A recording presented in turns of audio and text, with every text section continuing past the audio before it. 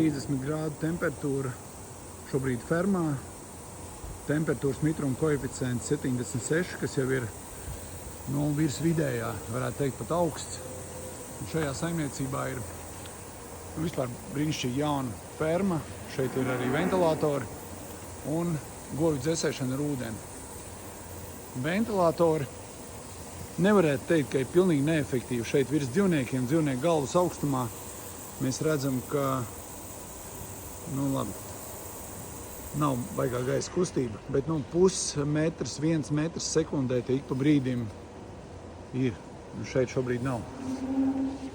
Respektīvi, šitie ventilatori ir vairāk domāti gaisa maisīšanai un gaisa virzīšanai no griestiem uz leju un gaisa apmaisīšanai.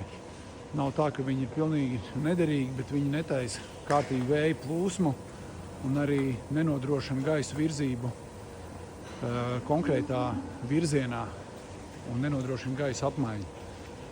Tāpēc es ieteiktu jums iegādāties ventilators no Rilata.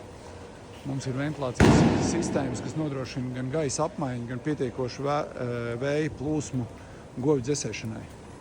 Visiem čau!